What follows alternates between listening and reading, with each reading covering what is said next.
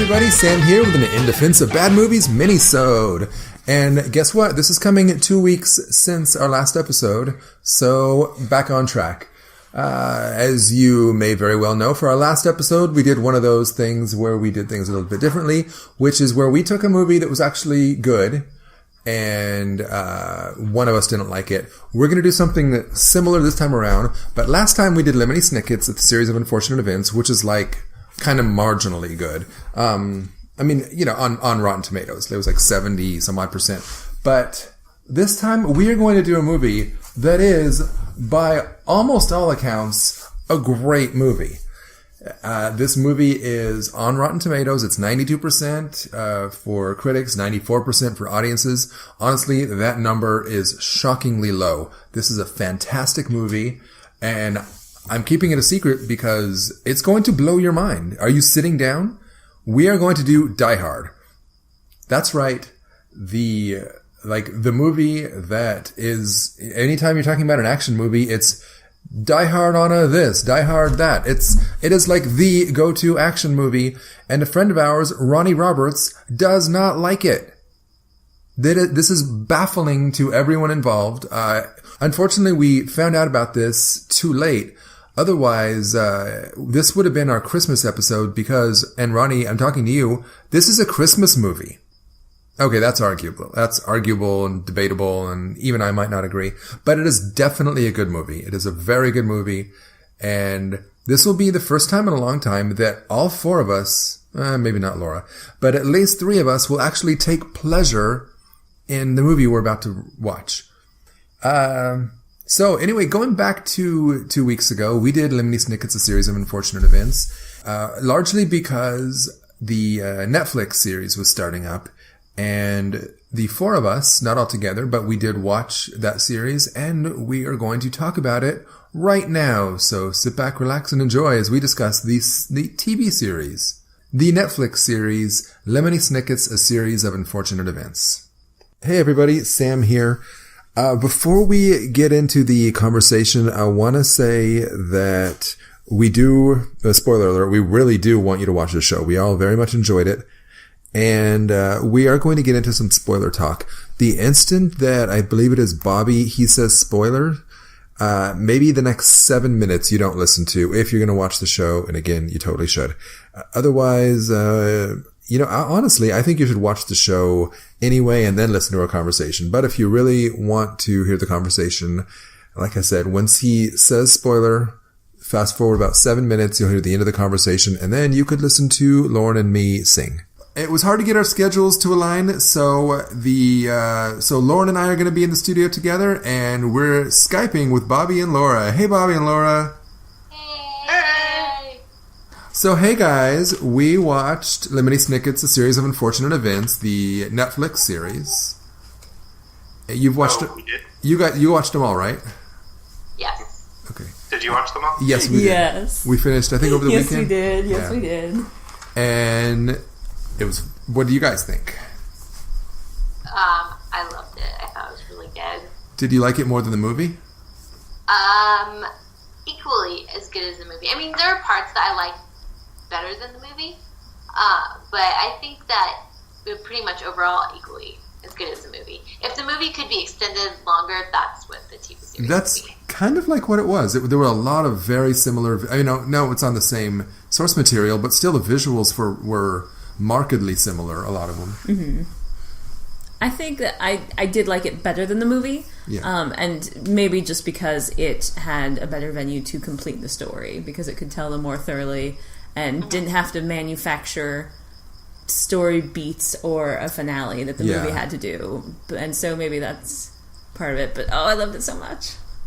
Oh, they did have a way cuter baby Sunny. Sunny was maybe because so she was a cute. baby, but oh my god, that little hat, the straw hat that She she was had. making my ovaries ache the whole series. Like, damn it. The decision to make Sunny a baby instead of a toddler was a good decision.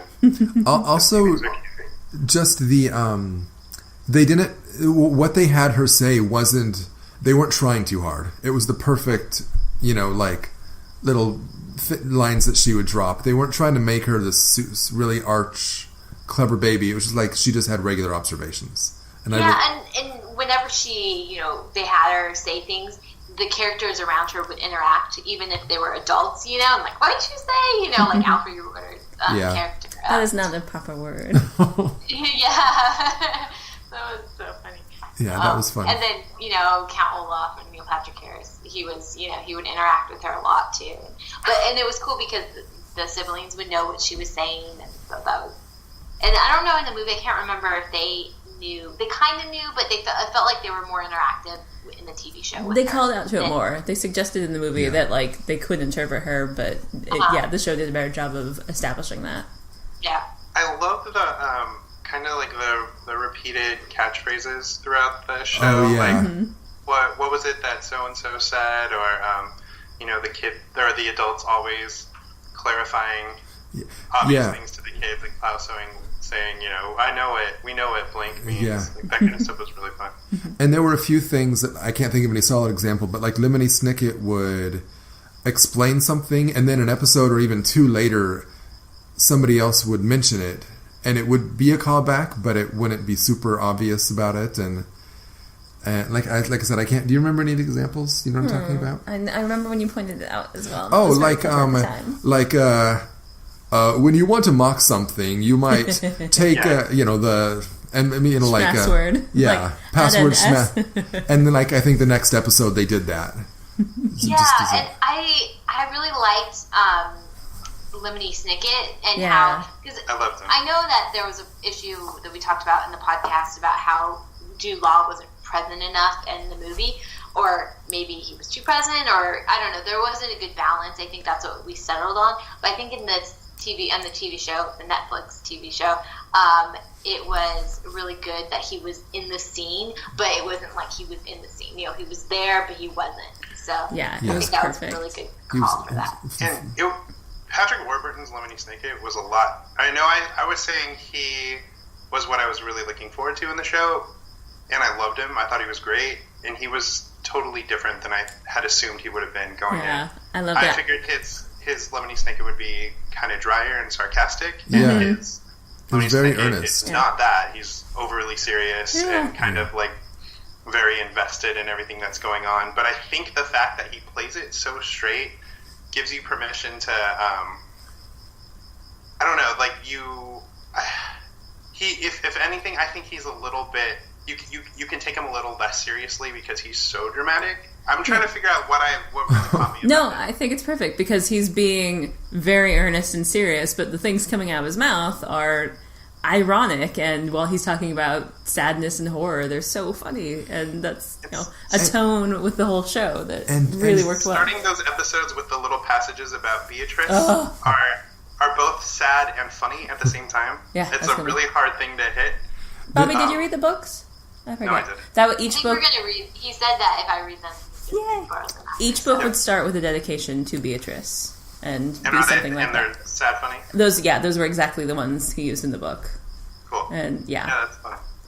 There's something too about just Patrick Warburton, who he is, his presence that allows that too. It's that there's a natural funniness to him that even when he's being serious, there's an undercurrent of being funny.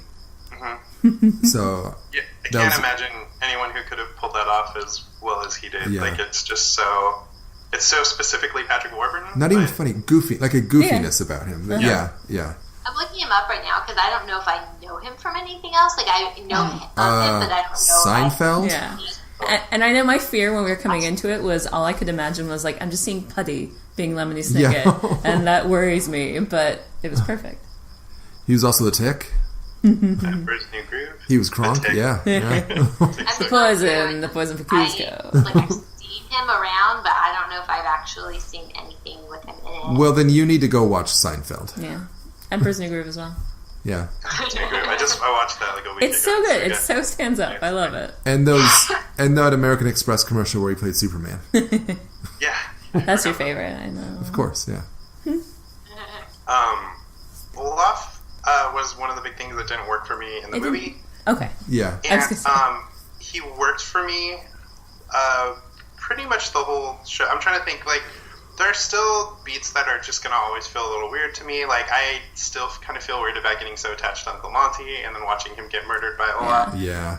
It bothered me less this time, but I think all the adults are way more absurd in this than they were in the movie. Yeah. I think Mr. Poe especially helps kind of set that tone. The true villain of the piece, as internet supposes. Yeah.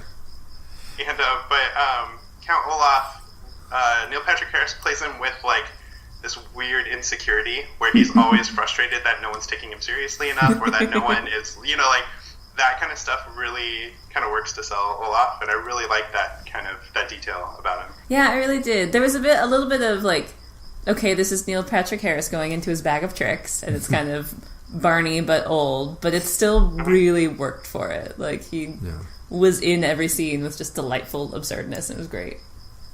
Having him back off in that final story, I think, really helped keep him from getting old. Yeah.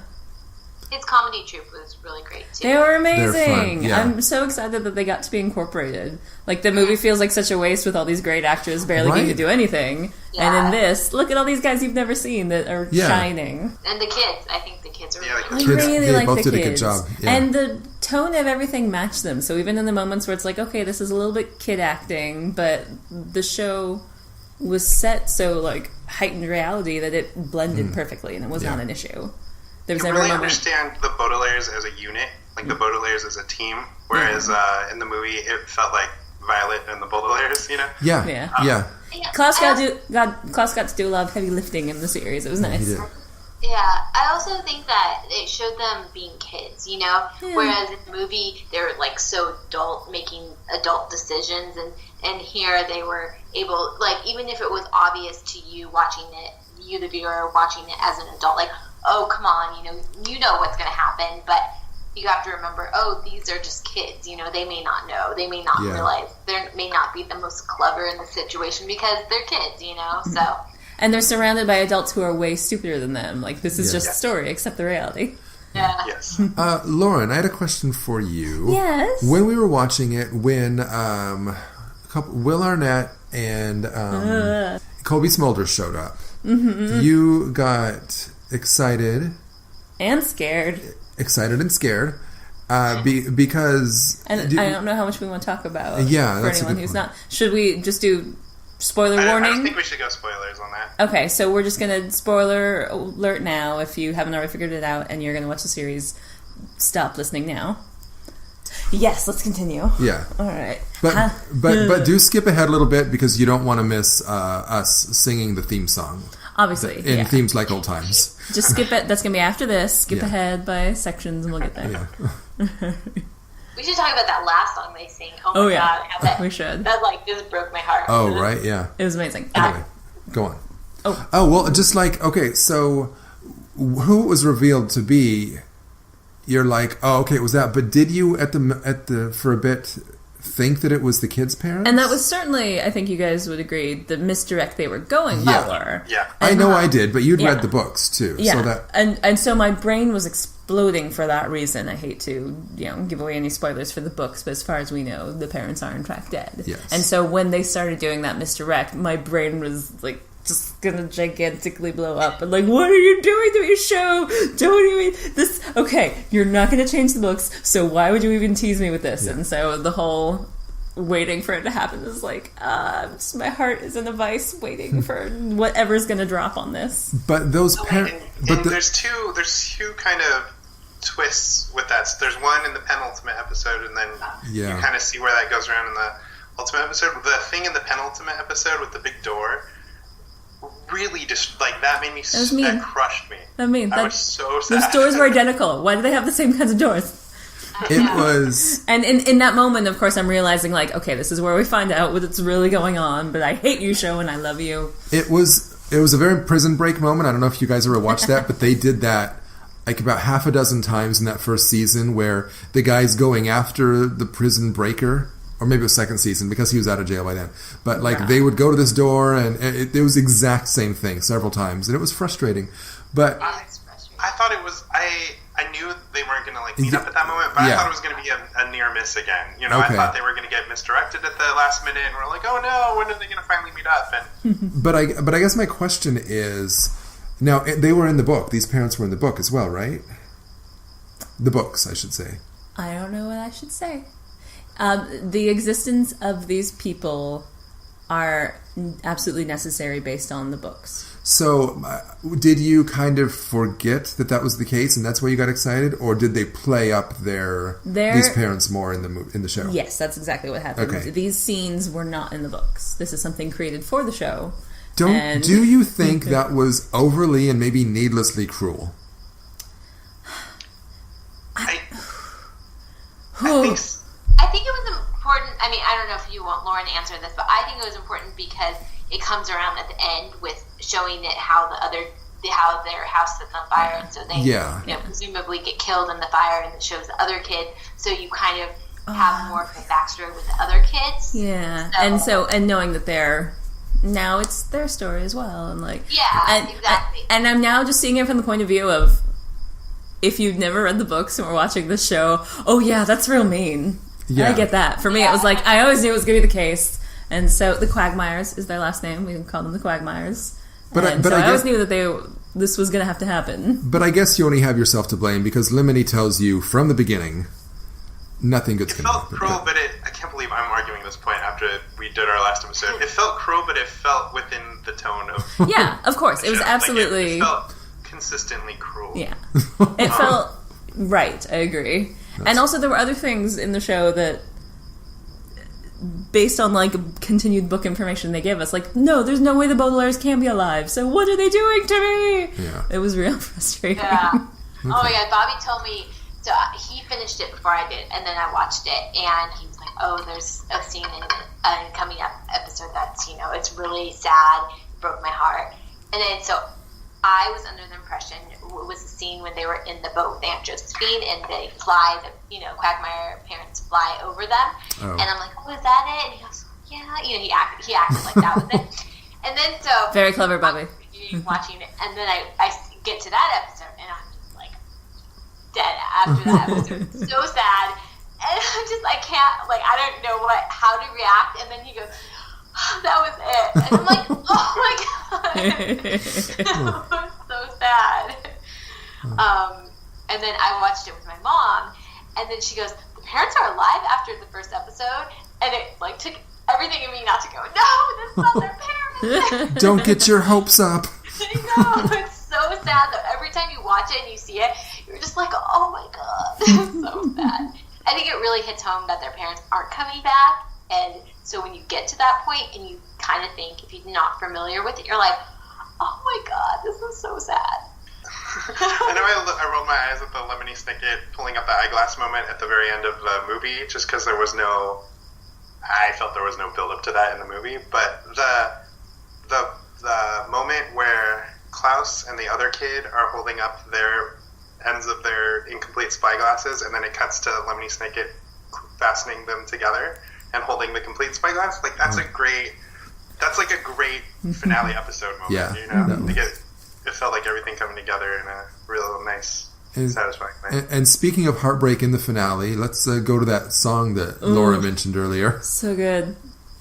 That is. It's really good. Yeah, I really enjoyed that as well. It's really lovely, just this empty, joyless dirge that all the characters are sharing, except for Mr. Pose singing along the radio and happy as can be. It's so good. I love that guy so much. It's really fun to watch what Sunny does, because first she has her feet crossed, and then she uncrosses them, and then she starts crawling over. The two teenage kids were clearly told to sit and look like their mom had just died, and then Sunny is very clearly waving at a parent or something off screen. It's pretty adorable. How did you guys feel about the moments where it was very clearly Sunny puppet? Was that appropriate in the tone of the show? There's a couple that are. There was one specifically where Violet is cuddling with Sunny puppet, and they do a really slow close up of her, they zoom in on her, and it's so clearly a puppet. I'm like, don't. But the show is so absurd that it kind of didn't bug me. Yeah, it's okay. It's we're putting on a fun pageant anyway. CGI Sunny didn't bother me, but puppet Sunny. Those did get you out. Yeah. I think it was fun because you could tell, like, you're like, oh, hey, you know, the fake baby, you know, you could point out, like, the scenes where there are fake babies. But overall, like, there were a lot of real babies. The real girl they had, Player, was around for a lot of scenes. Wasn't it nice to have moments where there was at least one character that you knew wasn't in peril? Well, like, that's clearly Sunny Puppet, so she's fine. She's not going to die right now. Yeah, the real Sunny's off camera right now. How did you guys feel about Uncle Monty and Aunt Josephine in this series? I really like them. Yeah. They were, especially Aunt Josephine was so different from the movie, and I love Meryl Streep and loved her version of it, and so it was neat to see a different version, and I liked and was sad how she kind of became fierce and formidable again at the end, and then died. Like, oh, it was so close. Just from a liberal's point of view, it was nice to see a not all white cast. So much diversity. Yeah, it's very cool. And And I liked Monty a lot. He was a little sillier than Billy Connolly. Like in the movie, he's just so lovely and Scottish, and like I want him to wrap me up in a warm hug of his accent. And I like that Asif got to be a little sillier. And it takes away from the heartbreak when they... I was just going to say that, yeah. It's a little easier to swallow his demise when... Yeah. But just like, Monty, you idiot. But then, like Lauren suggests, they undercut that. They make it harder to swallow Aunt, whatever her name is, Alfre Woodard's demise. Josephine's the worst, though. I know. But it's so sad. Hey, realtors are scary. It took me a while to figure out if I liked the way Alfre Woodard portrayed her or not, or I was like going back and forth between her portrayal and Meryl Streep's portrayal, and I think I settled on like them both equally, but just they took a different facet of her, and they both did interesting things to the character, so I think I like them just for different reasons. I agree. I had the same. It's like, I really like Meryl Streep's version. But Alfre definitely grew on me. Yeah. And she's so great that, like, of course, she doesn't have to try too hard. We should also, if we're going to talk about them, we should throw out Catherine O'Hara having a ton of fun playing a Yeah. And then Joan Cusack being sweet and adorable. Oh, that was extra heartbreaking, though. That was sadder than The Judge has ever been. Like, if we could allow any cheats from the book, I hope we get to return to her. How about Don Johnson and what's his name? Were they partners in the books? In the books, it's not clear. They are certainly called partners, but they're, I guess, in reading stuff after that, because I wanted to go double check, there was sort of like speculation about what partners meant, and so it could have been. But it was not quite overt with the joke about like now based on certain state rulings. Like once again, that liberal side of me loved that part. I really loved how it took place in our world. Like the movie was sort of a quasi-Victorian period, but this was like clearly existing in contemporary era. With plenty of jokes about streaming media. Oh, I love those. All those meta jokes. Did you guys like those? Yeah. All the winks at the camera? They were fun, and they didn't do too many of them. Yeah. And I love I think it's the first one where Olaf makes the joke and looks directly into the camera, and then immediately gets on the phone, and someone off camera makes the same joke to him, and he's like, I wasn't asking. I really like the final, like, haven't you kids learned anything this year? Week, season. Yeah. Why go to the theater when you could just watch it from the comfort of your home? Oh my god, the old lady at the theater, the one who has no life. Oh yeah. She gets like 3 lines. She gets 3 lines, and it's like we just catch her at the end. Like I like going to the movies because my life is miserable. She stole those. That's so good. I love getting to see more of the VFD, like being able to experience the greater network of clandestine people who exist around what's happening with the kids. So getting to see. Was the spy lady in the book? Not exactly. They're sort of extrapolated from what we must understand about them, but especially at this point in the books, they did not have those characters included. The spy lady? As overtly. The Poe's secretary who... Oh, I see, yeah. ...was super spy. That was certainly added. But it's nice because it's imagining what must have been happening behind the scenes, which we come sort of later to understand. I liked it. She was fun. Oh, and then Neil Patrick Harris singing the theme song for every episode. That was fun, right? So fun. I liked it. Yeah. And the moment it took, because it was 3 episodes in, we're like, wait, is he singing a Stefano? Well, this is fun. Yeah. We'll get more into that later. Any other big things we got to talk about? I think so. So, I will put this out there. Lauren offered to edit, should we want to do a Buffy the Vampire Slayer podcast, to edit and host. Lauren might regret that suggestion. So, just throwing it out there, if you want to add another hour or two of viewing a month and podcasting. So, just putting it out there. I'm down for the extra viewing. It might, depending on how this works, it might be nice to be flexible about Skyping it sometimes. Okay, yeah. Just in case it's Cool. hard to meet up and stuff. Yeah. Cool. Yeah, if it sounds good, we'll see. All right, cool. Well, thanks, guys. It was good talking to you. Bye. All right, we're going to stay on that Lemony Snicket tip as we go into Themes Like Old Times. Hey, everybody. Sam here with Themes Like Old Times. I'm here, as always, with my lovely co-host, Lauren. Hello, everyone. And we are going to be talking about Lemony Snicket's A Series of Unfortunate Events.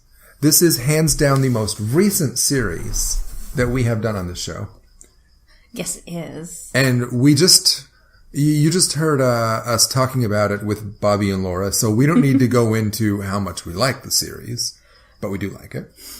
Yes, very much. I loved it so much. I want to keep watching it forever. Oh, I don't know if that's possible. No, I want to watch it for all times.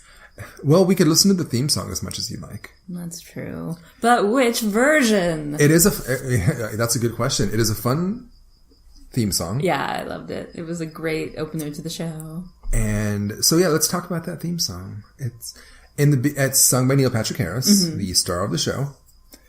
And it is, each episode had the same beginning and end, but the middle part was specific to what was going on in that episode. Each theme song, yeah. Yeah. And it would be sung as Neil Patrick Harris as Count Olaf and whatever character he's impersonating this episode in his dastardly scheme to get the orphan's fortune. Indeed. It was a very funny, the show had a lot of very meta moments, and I would count this as one of them. One of the benefits to doing these theme songs to shows that have been on for a long time is they've been around long enough for plenty of information about both the show and the theme song to show up on the internet.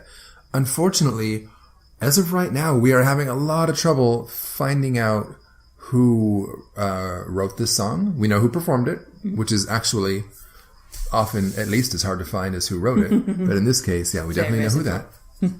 But yes, we took all of 30 seconds going to our Googles trying to find it, and we're not having any luck so far. No, we're not. But there seems to be unanimous praise of the theme tune on the internet.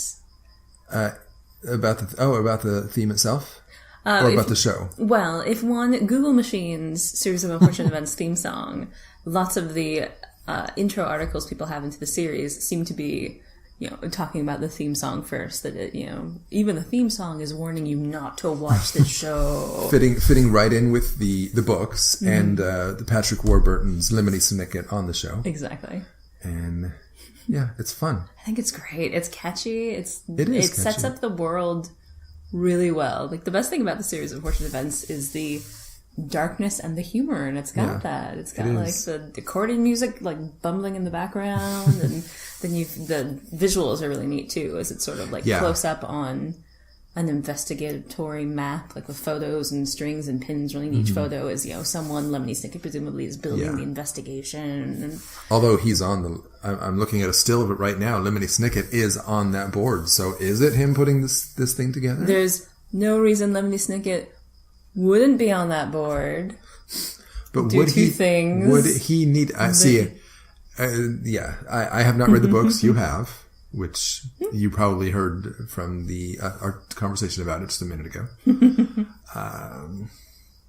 Honestly, I don't have a whole lot to say except just wild praise. It's really fun. And watch the show. It's great. Yeah.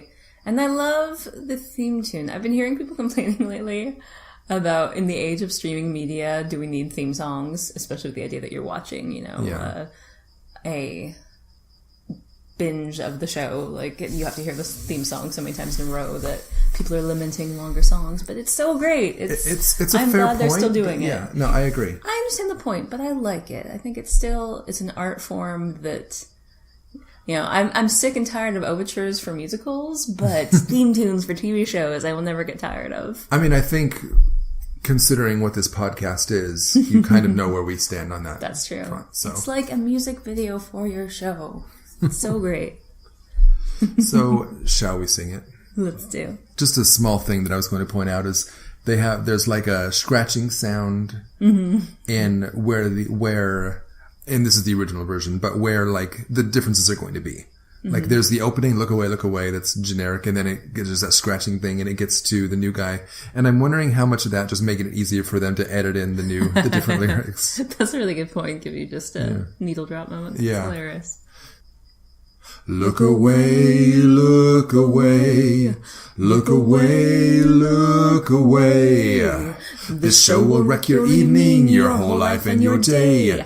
Every single episode is nothing but dismay. So look away, look away, look away. 3 children lose their home and go to live with someone awful. He tries to steal their fortune with a plot that's not quite lawful. It's hard to fathom how the orphans managed to live through it, but how a decent person like yourself would even want to view it. Just look away, look away. There's nothing but horror and inconvenience on the way.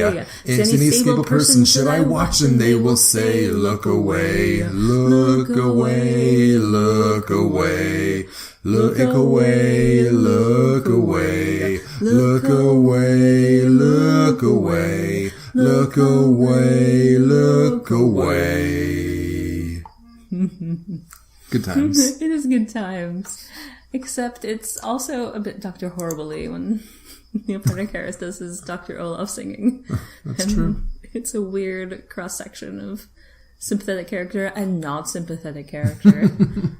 And yet both arguably villains. Exactly. Oh. All right, well, thanks for singing, Lauren. Thank you. Good This singing. is a nice hearty handshake that we are sharing. I don't know why I did that. It's but very convivial. It's like Paul and June Diane Raphael introducing each other at the beginning of every Hi, episode. Paul. Thanks for asking.